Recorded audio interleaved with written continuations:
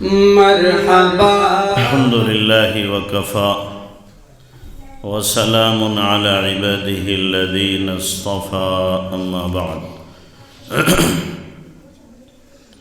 فأعوذ بالله من الشيطان الرجيم بسم الله الرحمن الرحيم إن الذين يتلون كتاب الله وأقاموا الصلاة وأنفقوا مما رزقناهم سرا وعلانية يرجون تجارة لن تبور صدق الله العظيم سبحان ربك رب العزة عما يصفون وسلام على المرسلين والحمد لله رب العالمين اللهم صل على سيدنا محمد وعلى آل سيدنا محمد وبارك وسلم اللهم صل على سيدنا محمد وعلى آل سيدنا محمد وبارك وسلم اللهم صل على سيدنا محمد وعلى آل سيدنا محمد وبارك وسلم محترم علماء کرام، معزز سامعین، میرے بزرگوں اور دوستوں، یہ آپ کی مجلس تکمیل قرآن کی نسبت سے منعقد ہوئی ہے۔ عظیم نسبت ہے، عظیم مجلس ہے اور عظیم جگہ مسجد میں منعقد ہوئی ہے۔ اللہ تبارک و تعالی اس مجلس کی برکت سے ہم لوگوں کی مغفرت اور اپنی رضا کے فیصلے فرما دے۔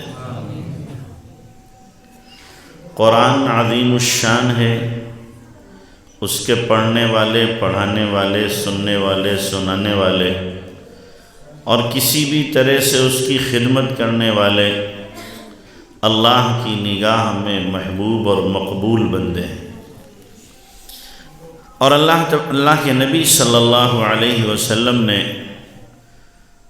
اس کی سند عطا کی ہے، خیرکم من تعلم القرآن وعلمہ، کہ تم میں سب سے بہترین وہ ہے جو قرآن سیکھے اور سکھائے۔ یہ کسی مدرسے، مسجد یا اسکول کی سند نہیں، اللہ کے نبی کی دی ہوئی سند ہے۔ سب سے اچھے وہ لوگ ہیں جو قرآن پڑھتے یا پڑھاتے ہیں۔ دنیا والوں کی نگاہ میں اگرچہ یہ حیثیت نہ رکھیں، جو طبقہ مادہ پرست ہے، دنیا دار ہے، وہ قرآن پڑھنے پڑھانے والوں کو سمجھتے ہیں یہ مسجد کے لوٹے ہیں، یہ قوم کے اوپر بوجھ ہیں، انہیں کچھ آتا جاتا نہیں ہے، انہیں کمانا بھی نہیں آتا، اس لیے مسجد میں مدرسے میں پڑھے رہتے ہیں اور دوسروں کی روٹیاں توڑتے رہتے ہیں۔ حالانکہ حقیقت ایسی نہیں ہے۔ اگر حفاظ علماء کمانا چاہیں تو ان کے لیے بھی راستے کمانے کے کھلے ہوئے ہیں، اور اللہ تبارک و تعالیٰ نے ان کو بھی عقل و شعور سے نوازا ہے، وہ بھی کما سکتے ہیں۔ لیکن مسئلہ یہ ہے، اگر سارے علماء، سارے حفاظ، سارے قراء کمانے میں لگ جائیں تو ان مسجدوں کو پھر امام کہاں سے ملیں گے؟ پھر یہ جو ہماری نرسری بیٹھی یہاں 100 بچے پڑھتے ہیں، ان کو قرآن پڑھانے والا کہاں سے ملا گا؟ ان کو دین کے بنیادی عقائد بتانے والا، دینی تعلیم دینے والا کہاں سے ملے گا؟ سب تو کمانے پہ لگے ہوئے ہیں۔ تو یہ جو ہماری نرسری ہے، نونہال ہے، جو ہمارا مستقبل ہے، یہ سارے کے سارے ارتداد کے دہانے پہ پہنچ جائیں گے۔ یہ بالغ ہونے کے بعد ان کو یہ بھی نہیں پتہ ہوگا کہ آخرت کیا ہے، یہ بھی نہیں پتہ ہوگا دین کس کو کہتے ہیں، یہ بھی نہیں معلوم ہوگا ہماری مذہبی کتاب کیا ہے۔ ہر چیز سے ناآشنا ہوں گے، اس لیے کہ بتانے والے نہیں ہیں، اور ماں باپ کو اتنی فرصت نہیں ہے کہ بچوں کو بٹھا کے بتائے، اور نہ ہر ماں باپ کو اتنی صلاحیت ہے کہ سمجھا سکے۔ تو یہ جو مسجد اور مدرسوں میں بیٹھے ہوئے چٹائی پر، ان کا پوری ملت کے اوپر احسان ہے، پوری ملت پر احسان ہے۔ اس لیے سب کو ان کا مرہون منت ہونا چاہیے کہ یہ ہمارے ساتھ بہت خیرخواہی کا معاملہ کر رہے ہیں، معمولی تنخواہوں پر پڑھا رہے ہیں، 10,000 12,000 حدوی 15,000، امام صاحب کو تو 15,000 بھی نہیں دیتے ہیں، اس لیے کہ شاید لوگوں کا تصور ہوتا ہے امام صاحب کا کھانا آسمان سے من و سلوہ اترتا ہے، یہ وہی کھا لیتے ہوں گے۔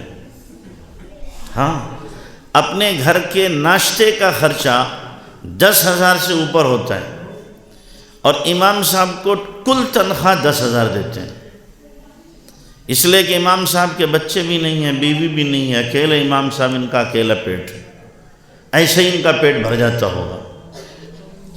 ہمیں سوچنا چاہیے جو ہمارے بچوں کے لیے 24 گھنٹے لگا ہوا ہے پڑھانے میں، ہم اس کی کتنی خدمت کر رہے ہیں۔ پہلے زمانے میں تو اسلامی سلطنتیں تھیں، وظائف ملتے تھے اور اچھے وظائف ملتے تھے، اب وہ نہیں ہے، تو قوم کی ذمہ داری ہے کہ جو دین کی خدمت میں ہر وقت لگے ہوئے ہیں ان کی خدمت اور ان کی ضروریات کا ہم خیال رکھیں۔ تو اس لیے یہ اللہ کے نبی جناب رسول اللہ صلی اللہ علیہ وسلم کی طرف سے سند ہے کہ سب سے بہترین وہ لوگ ہیں جو قرآن کو پڑھنے اور پڑھانے والے ہیں، تو ان کے افضل ہونے میں کوئی شبہ ہو ہی نہیں سکتا، اور اگر کوئی شبہ کر رہا ہے تو وہ خود ہی مشتبہ ہے، اس کے ایمان کے اندر یقینی طور پر گڑبڑ ہے، کھوٹ ہے اس کے ایمان میں، اس لیے کہ سند جناب رسول اللہ صلی اللہ علیہ وسلم نے عطا فرمائی ہے۔ اور یہ لوگ ایسی تجارت کرنے والے ہیں جس تجارت میں کبھی گھاٹا نہیں ہے، یہ اللہ تبارک و تعالیٰ فرما رہا ہے کہ جو لوگ قرآن کی تلاوت کرتے ہیں، ان الذین یتلون کتاب اللہ، کہ جو لوگ قرآن کی کیا کر رہے ہیں؟ تلاوت کر رہے ہیں۔ پڑھنے والا بھی تلاوت کرتا ہے، پڑھانے والا بھی کیا کرتا ہے؟ تلاوت کرتا ہے، دونوں تلاوت کر رہے ہیں۔ اور پھر ایک جگہ اللہ نے فرمایا الذین آتیناہم الکتاب یتلونہ حق تلاوتہ، وہ لوگ جن کو ہم نے کتاب دی ہے وہ اس کی تلاوت کا حق ادا کرتے ہیں۔ اب قراء حضرات کتنا خوبصورت قرآن پڑھتے ہیں، بعض مرتبہ جی چاہتا ہے ان کے منہ کو چوم لیا جائے۔ قرآن جب خوبصورت پڑھا جاتا ہے تو پورے رونگٹے کھڑے ہو جاتے ہیں جسم کے، دل ایک دم باغ باغ ہو جاتا ہے۔ تو جو قرآن کے پڑھنے والے ہیں، اللہ کے نبی جناب رسول اللہ صلی اللہ علیہ وسلم بھی صحابہ سے اور خاص طور سے ان صحابہ سے قرآن سنتے تھے جو اچھا قرآن پڑھتے تھے۔ حضرت ابی بن کعب رضی اللہ تعالیٰ عنہ سے اللہ کے نبی صلی اللہ علیہ وسلم نے فرمایا ابی سورہ بینہ سناؤ، تو کہا اللہ کے نبی آپ پر قرآن اترا، میں آپ کو سناؤں؟ کہ ہاں تم سناؤ، اللہ نے کہا ہے۔ تو حضرت ابی بن کعب بڑے ہوشیار تھے، کہنے لگے اللہ سمانی، اللہ کے نبی کیا میرا اللہ نے نام لیا ہے؟ نام لے کیا کہے میں آپ کو سناؤں؟ ہاں اللہ سما کا، اللہ نے تیرا نام لیا ہے۔ تو حضرت ابی بن کعب کی خوشی سے آنسو آ گئے، بھئی اللہ کسی کا نام لے لے، تذکرہ کر دے، کیا کہنے؟ کسی دنیا کے وزیر اعظم کے یہاں اگر ہمارا تذکرہ ہو جائے، ہم میں سے کسی کا نام لے لیا جائے تو سینہ چوڑا ہو جاتا ہے، جانتے نہیں ہو؟ جانتے نہیں ہو ہمارا ان سے تعلق ہے، دیکھا نہیں تھا میرا نام لیا تھا۔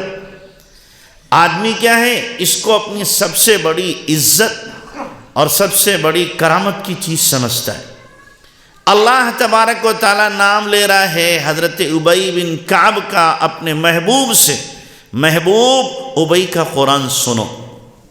تو حضرت ابی بن کعب رضی اللہ تعالیٰ عنہ نے قرآن سنایا جناب رسول اللہ صلی اللہ علیہ وسلم کو، اور آپ نے فرمایا ابی کو داؤد علیہ السلام کے لہجوں میں سے ایک لہجہ دیا گیا ہے، من مزامیر داؤد۔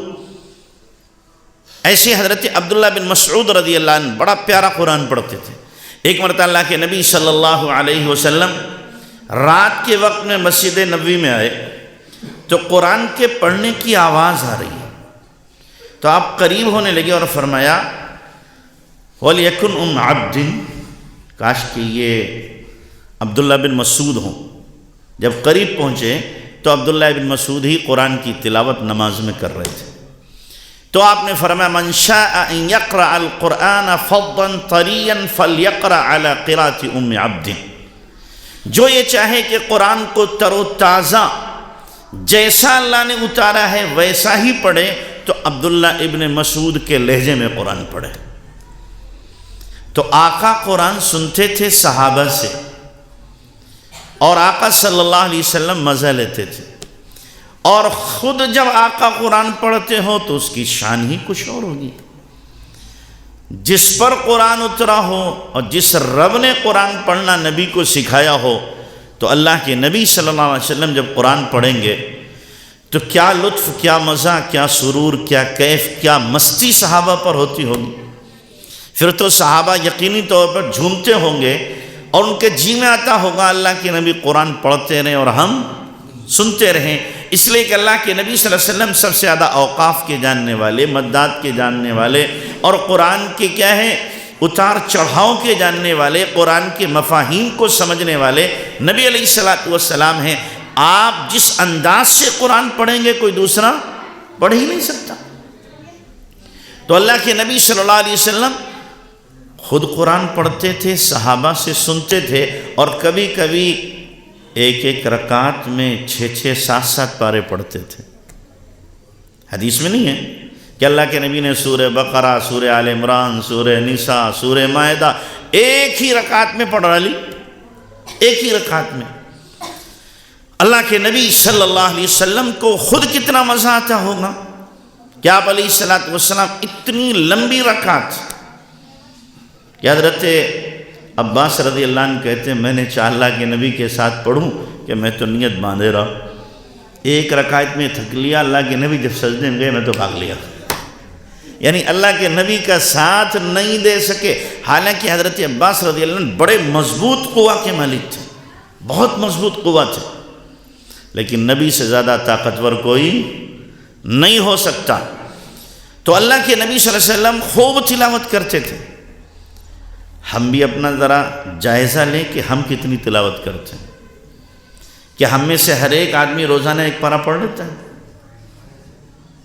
نہیں پڑھتے۔ ہاں ایک پارہ نہیں، 5 پاروں کے برابر وقت ہمارا موبائل میں ختم ہو جاتا ہے، 5 پاروں کے برابر قرآن پڑھنے کی توفیق نہیں ہوتی۔ اس میں ہم اپنا وقت کیا کرتے ہیں؟ برباد کرتے ہیں۔ لیکن پڑھنے والے اب بھی پڑھتے ہیں۔ ایک مفتی فضیل ہیں، حضرت کے بھی شاگرد، ہمارے بھی شاگرد ہیں، سیتاپور میں پڑھاتے ہیں۔ ان کے والد صاحب ناظرہ خواں ہیں، روزانہ 15 پارے پڑھتے ہیں۔ ناظرہ خواں ہیں، روزانہ یعنی پورے سال 15 پارے روز تلاوت کرتے ہیں۔ تو 85 سال کی ان کی عمر ہے۔ میں نے پوچھا ابا جی اس قرآن پڑھنے کا آپ کو فائدہ کیا ہے؟ کہنے لگے مفتی صاحب فائدہ یہ ہے کہ مجھے کوئی بیماری اب تک نہیں ہے، 85 سال کی عمر میں کوئی بیماری کسی طرح کی نہیں، سارے دانت موجود، آنتیں ٹھیک ہیں، آنکھ ٹھیک ہے، دانت بھی ٹھیک ہے، سب کچھ ٹھیک ہے۔ اپنے پیروں پہ گھر جاتا ہوں، مسجد آتا ہوں، تلاوت کرتا ہوں، اپنے سارے کام خود کر لیتا ہوں۔ یہ قرآن کی تلاوت کی برکت ہے۔ قرآن ظاہری شفا بھی ہے اور باطنی شفا بھی ہے کہ دل کی کدورت کو اور گندگیوں کو اور دل کی سیاہی کو قرآن کے ذریعے سے ہی دور کیا جا سکتا ہے۔ اور ظاہری بیماریوں کو بھی اگر آدمی کثرت سے تلاوت کرے، بہت سی ظاہری بیماریاں بھی قرآن کی تلاوت سے ختم ہو جاتی ہیں۔ تو اس لیے ہمیں اپنا معمول بنانا چاہیے کہ ہم قرآن کی کثرت سے تلاوت کریں۔ کرو گے بھائی؟ روز کا معمول کم سے کم بناؤ، 1 پارہ تو ہم تلاوت کر ہی لیں۔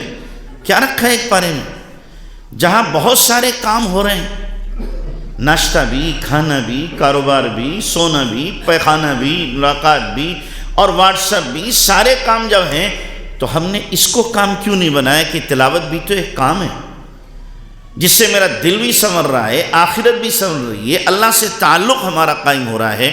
اور جب قرآن کی تلاوت کریں تو ایک چھوٹا سا عمل کریں، کیا کہ جب بھی لفظ اللہ آئے تو آپ یہ سوچیں میرے محبوب کا نام آیا۔ کیا سوچیں؟ میرے محبوب کا نام آیا۔ آپ ایک دن ایسے تلاوت کر کے دیکھیں، ایک پارہ پڑھ لیں، اور جب بھی نام لفظ اللہ کا آ رہا ہے، میرے محبوب کا نام آیا ہے، آپ تلاوت سے فارغ ہوں گے، آپ کے دل کی کیفیت عجیب ہوگی، عجیب کیفیت ہوگی۔ لیکن ہم تو سردن پڑھتے چلے جاتے ہیں، کبھی تصور بھی نہیں ہوتا، پڑھتے ہیں اور سوچتے ہیں پتہ نہیں کیا پڑھ رہے ہیں، حافظ ہیں تو پڑھ رہے ہیں، پڑھتے جا رہے ہیں، لیکن ادھر ہمارا ذہن نہیں جاتا کہ میرے محبوب کا کلام ہے اور محبوب کا نام آ رہا ہے۔ اللہ تعالیٰ نے پورے قرآن میں اپنے نام کو ایسے جڑ دیا ہے جیسے کہ ہار کے اندر نگینے جڑے ہوتے ہیں۔ تو اس تصور کے ساتھ ہمیں قرآن کی کیا کرنا چاہیے؟ تلاوت کرنا چاہیے۔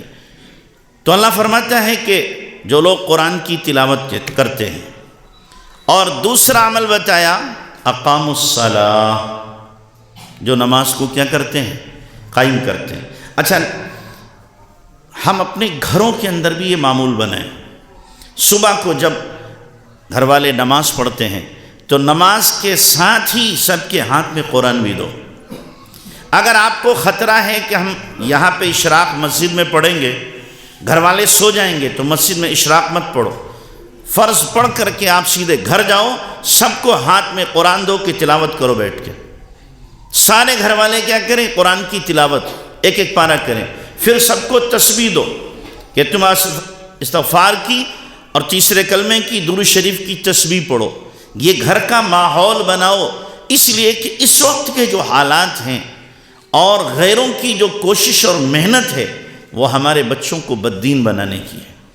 اب اگر ہم اپنے گھر کے ماحول کو دیندار نہیں بنائیں گے تو ہمارے بچے ظاہر باہر جو گھوم رہے ہیں، نہ اسکول میں دین ہے، نہ باہر دین ہے، نہ جو ان کا فرینڈ سرکل ہے، دوست ہیں، وہاں دین ہے، رہ گیا گھر، وہاں دین نہیں، تو دین آئے گا کہاں سے؟ کہاں سے دین آئے گا؟ تو کم سے کم اپنے گھر کو تو ہم کیا بنائیں؟ دینی ماحول دینے کی کوشش کریں۔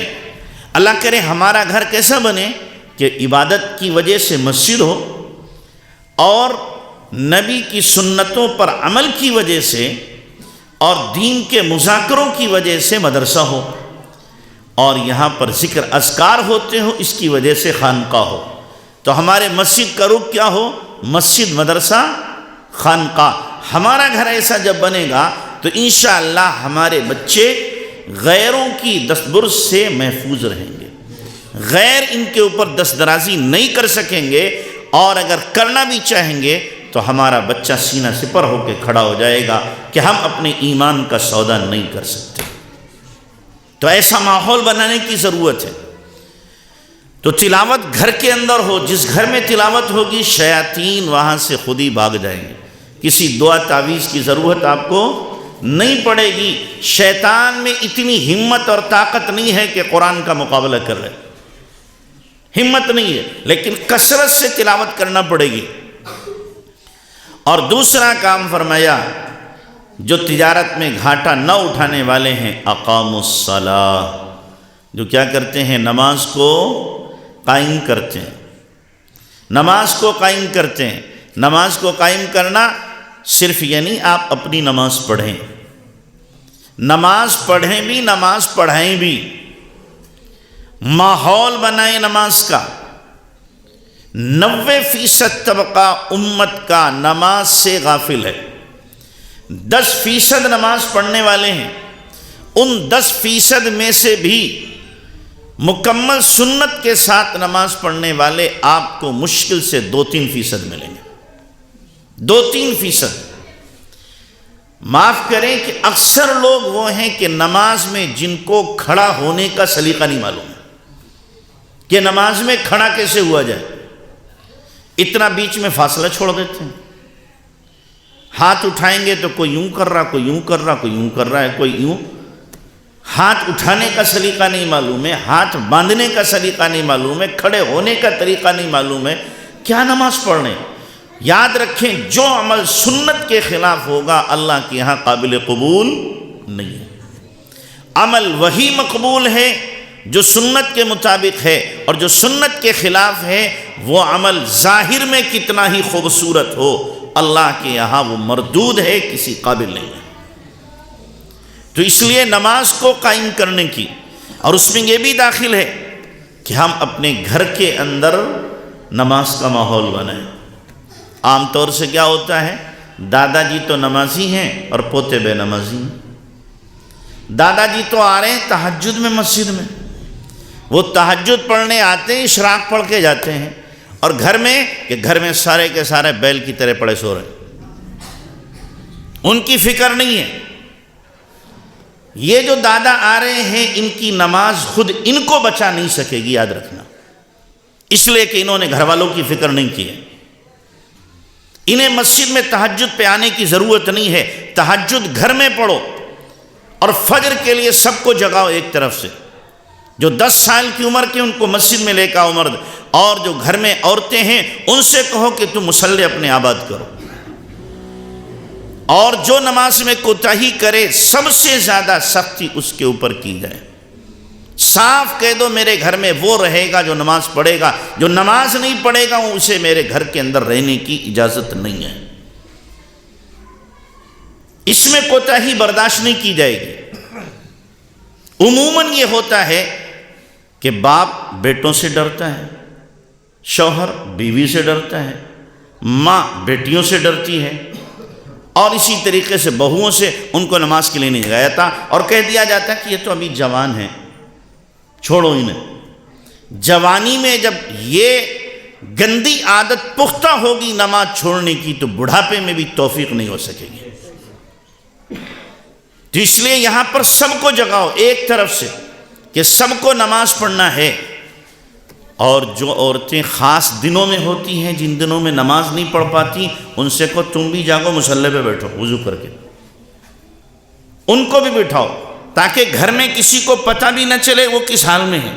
اتنی دیر مصلی پر بیٹھ کر وہ اللہ کا ذکر کریں تاکہ مصلی پر بیٹھنے کی عادت ان کی ختم نہ ہو۔ وضو کریں، مصلی پہ جا کے اکیلے بیٹھیں، اور وہاں پر جا کے کیا کریں، ذکر کریں۔ تو گھر کی خواتین بھی، بچے بھی، بوڑھے بھی، سارے کے سارے نماز پڑھنے والے ہوں، تب یہ کہا جائے گا اس کو نماز کی فکر ہے۔ یاد رکھیں جس طریقے سے نماز کا پڑھنا فرض عین ہے، ایسے ہی کم سے کم گھر والوں کو اگر نماز نہیں پڑھ رہے ہیں تو گھر والوں کو نماز کی دعوت دینا بھی فرض عین ہے، فرض عین ہے۔ حضرت تھانوی نے لکھا ہے اگر ہم نماز چھوڑ کر اپنے آپ کو مجرم سمجھ رہے ہیں تو نماز کی دعوت گھر والوں کو نہ دے کر بھی اپنے آپ کو مجرم سمجھیں کہ ہم نے فرض عین چھوڑا ہے، ہم گنہگار ہیں۔ لیکن کتنے لوگ ہیں کہ جو اس میں اپنے آپ کو گنہگار سمجھتے ہوں کہ میں نے گھر والے نماز نہیں پڑھتے، ہم نے نماز کے لیے نہیں کہا، ہم نے گناہ کیا ہے اور اس گناہ سے ہم نے توبہ کی ہو، ہم چھوڑ دیتے ہیں کہ پڑے سو رہے ہیں، سردی بہت ہے، جب سردیاں آئیں گی سردی بہت ہے، چھوڑو رہنے دو، سونے دو اسے۔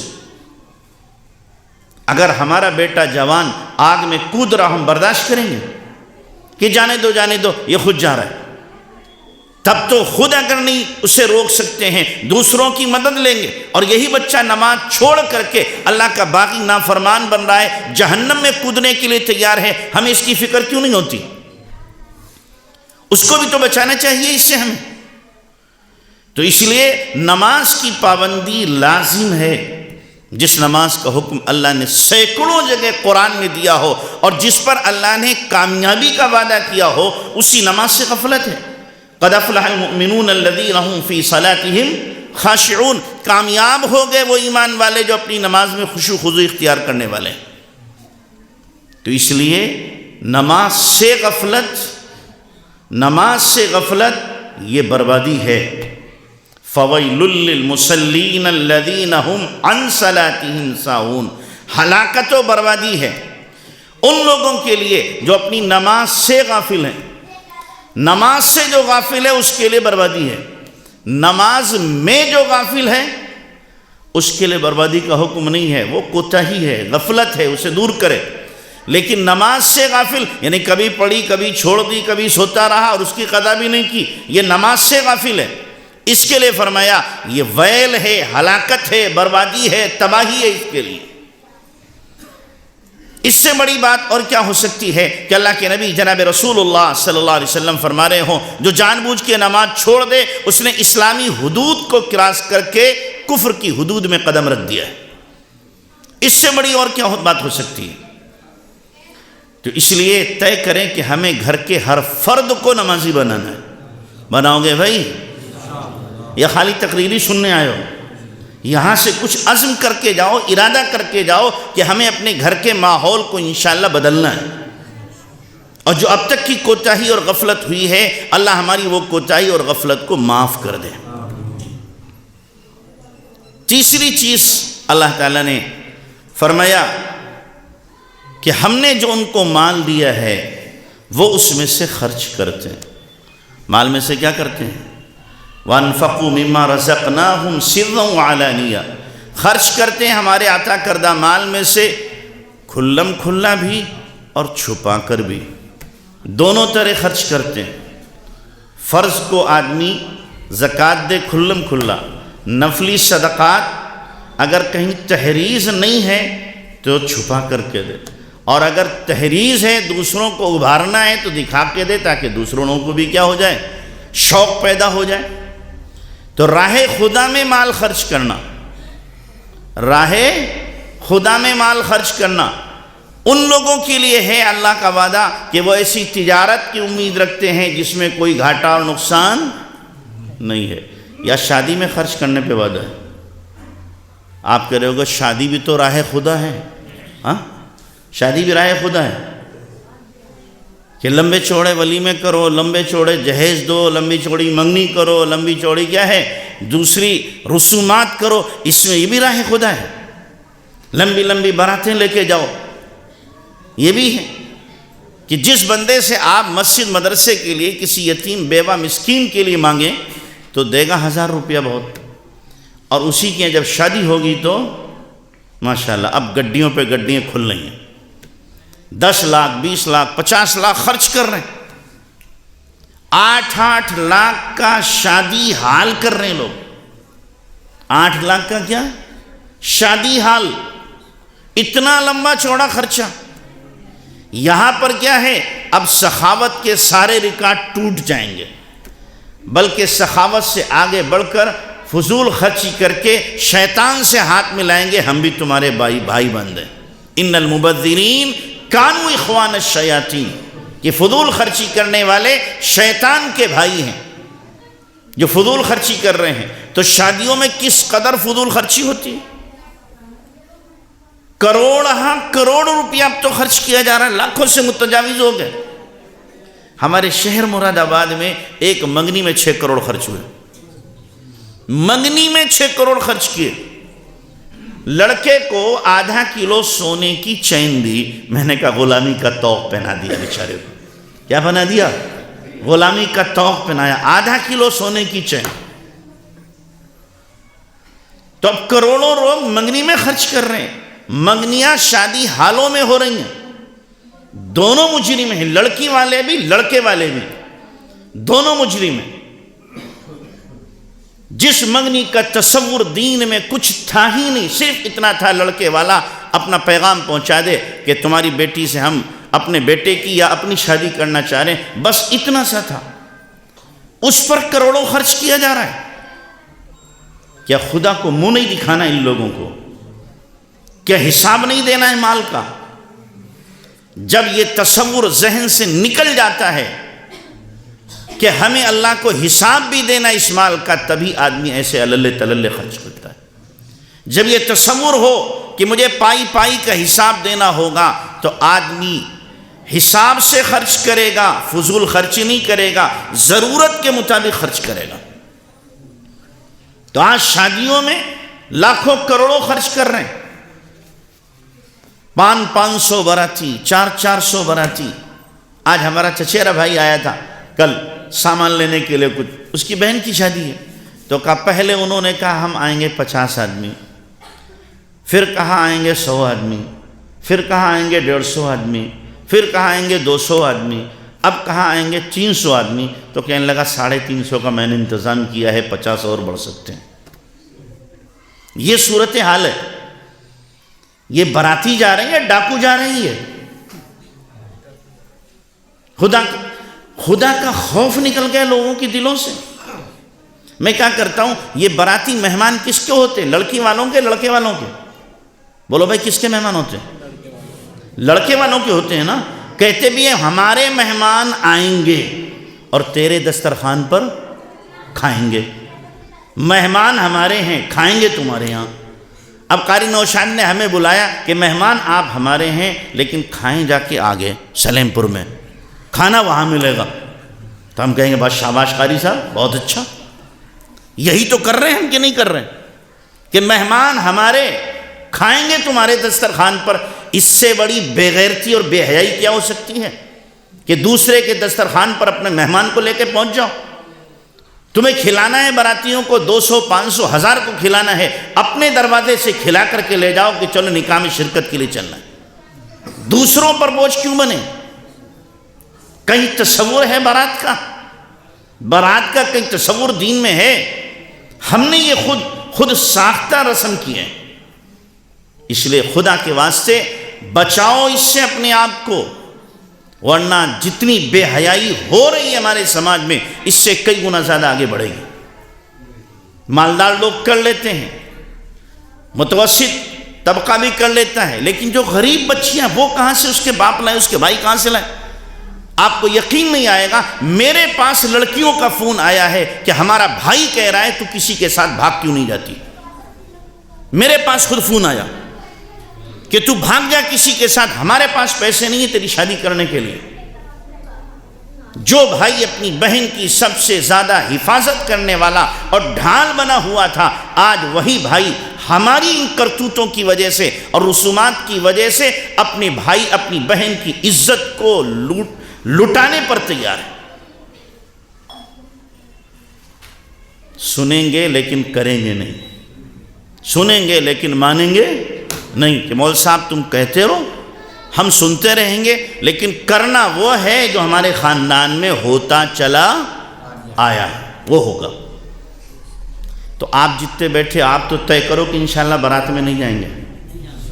طے کرتے ہو؟ ہاتھ اٹھا کے طے کرو مسجد میں۔ دیکھو سب اٹھا نہیں رہے کہ ہمیں جانا ہے، اس لیے بھوکا ہمارا پیٹ کھائیں گے ضرور، ہیں؟ سب ہاتھ اٹھاؤ کہ نہیں جائیں گے بارات میں۔ جب غلط ہے تو نہیں جانا ہے، ہمیں زیادتی نہیں کرنا ہے۔ تو ان شادیوں سے بچاؤ، فضول خرچیوں سے اپنے آپ کو بچاؤ، سادگی پر لاؤ۔ یہ سب کچھ کیا جاتا ہے عزت کی خاطر، اور پھر ذلت ہاتھ لگتی ہے۔ کیا ہاتھ لگتی ہے؟ ذلت۔ میں نام نہیں لوں گا، ہمارے شہر مراد آباد میں ایک صاحب نے بیٹی کی شادی میں، شادی کرنا تھی انہیں، اور تقریباً 1.5 سے 2 کروڑ روپیہ خرچ کرنا تھا۔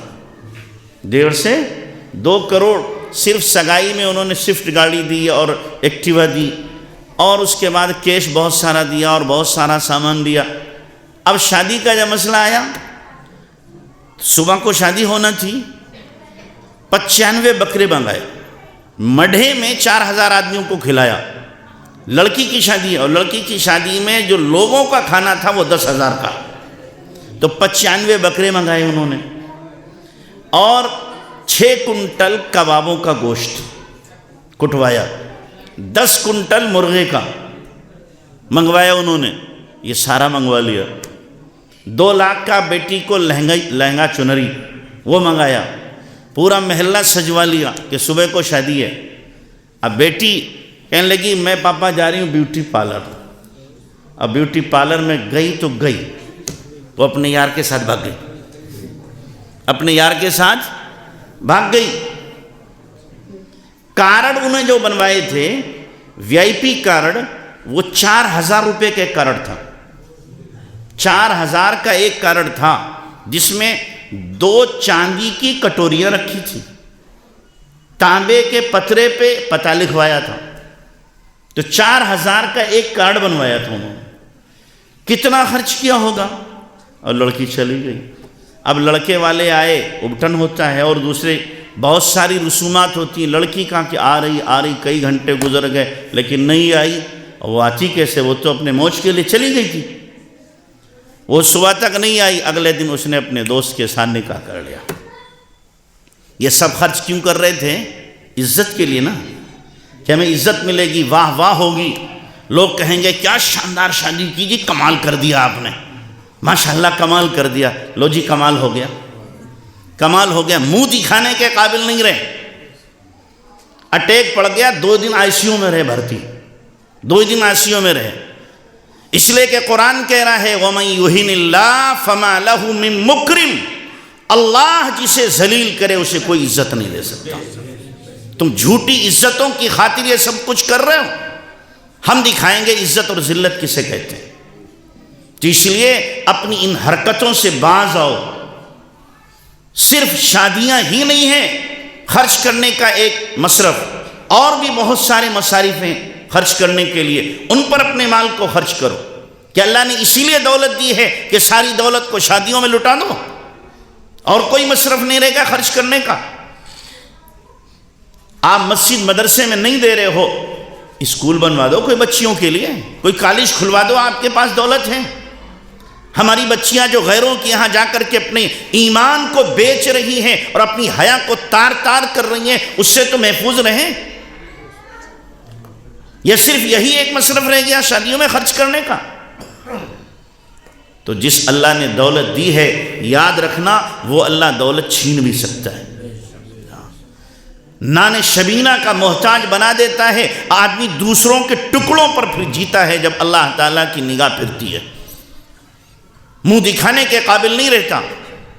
تو اس لیے ان حرکتوں سے ہمیں باز آنا چاہیے، اور جو اللہ نے دولت دی ہے اس دولت کو صحیح جگہ پہ خرچ کرو گے صحیح جگہ پہ؟ ہاں، یا سینت کے رکھے رہو گے؟ سینت کے رکھیں گے، پلاٹ پہ پلاٹ لیتے رہیں گے، مال بناتے رہیں گے، اور جب شادی کا موقع آئے گا تو پلاٹ پہ پلاٹ بیچ کر کے بچے بچیوں کی شادی میں لگائیں گے۔ ہاں، یہی خرچ کریں گے سب۔ کچھ آخرت کے لیے بھی کر لو، کل کام جو آئے وہاں کے لیے بھی کچھ خرچ کر لو۔ اللہ نے بہت سارے مصارف رکھے ہیں، بہت ساری ضرورتیں رکھی ہیں۔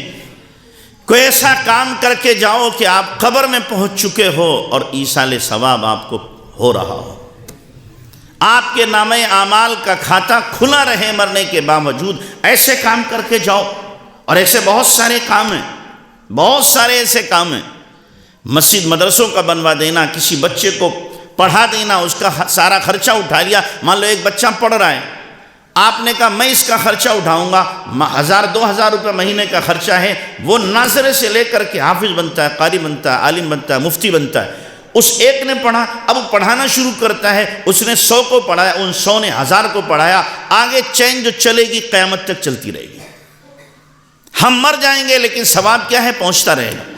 آپ نے مسجد بنوا دی، آپ تو چلے گئے، لیکن جب تک اس میں نماز پڑھی جا رہی ہے تب تک آپ کو ثواب ملے گا۔ آپ نے مسجد کی جگہ دے دی، اس جگہ کی خریداری میں آپ نے اپنی رقم لگا دی، تو انشاءاللہ جب تک وہ جگہ مسجد کی رہے گی، اور کب تک رہے گی؟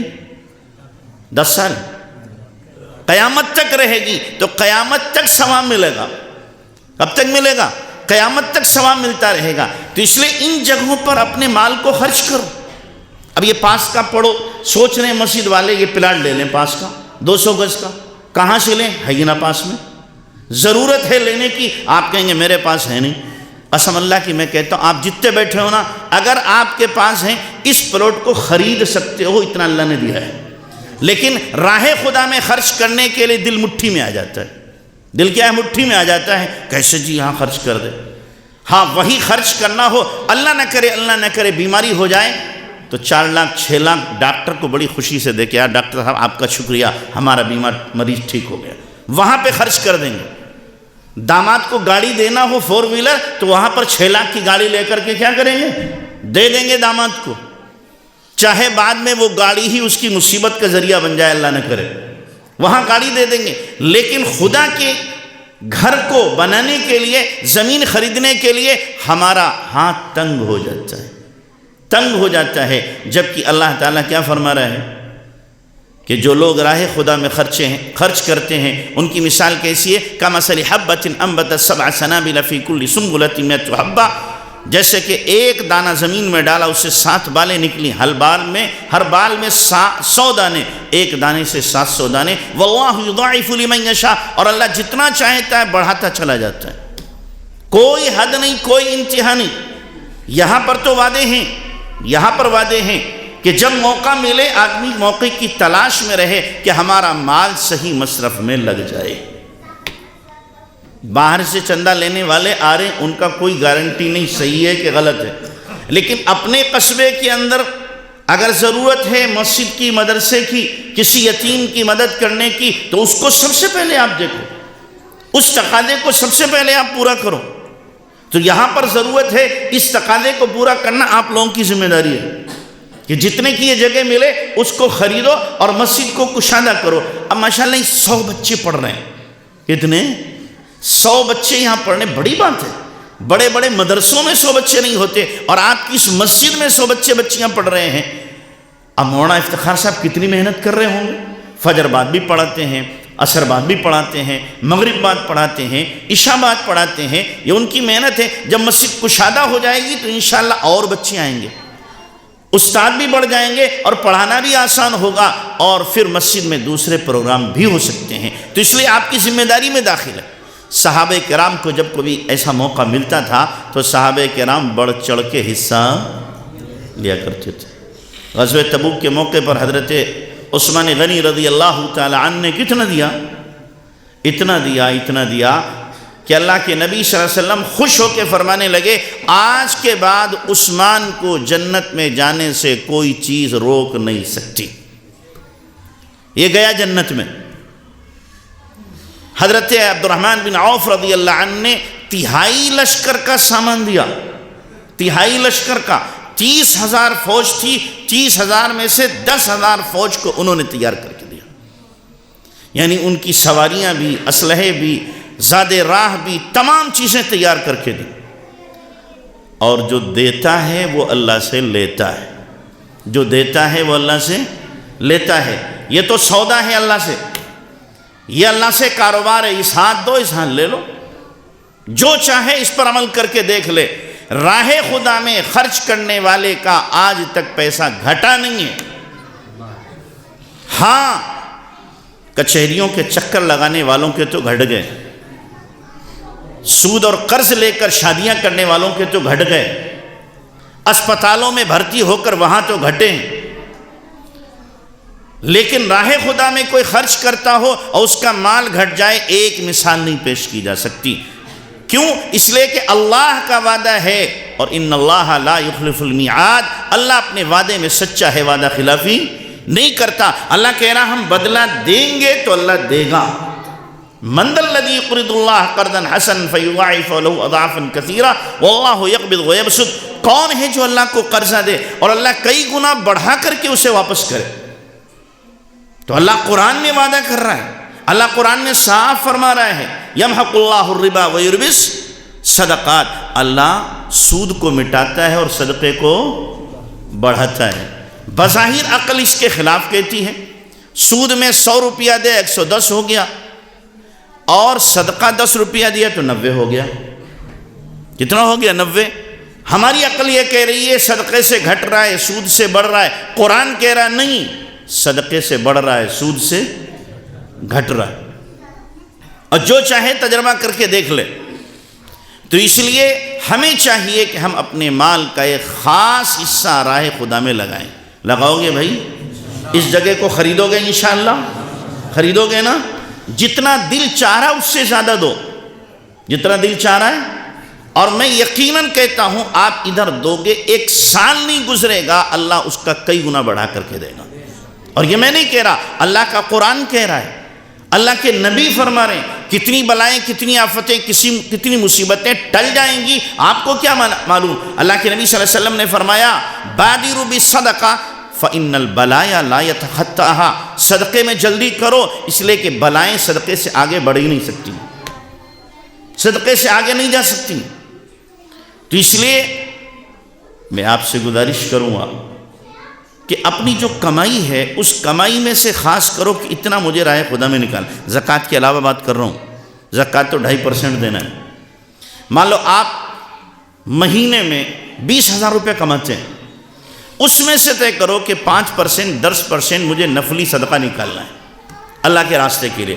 اب اس کو مسجد میں, مدرسے میں, بیواؤں پر, یتیموں پر, مسکینوں پر, فقیروں پر, ضرورت مندوں پر, ان پر لگاؤ. جہاں ضرورت ہو وہاں پہ خرچ کرو. اپنی خالص کمائی میں سے 5%, 10% نکالو اور تجربہ کر کے دیکھو. آپ جتنا نکالتے ہو انشاءاللہ اللہ تعالیٰ اگلے سال آپ کی جو ہے کمائی کو بڑھا دے گا. آپ کی بچت میں اضافہ ہوا ہوگا.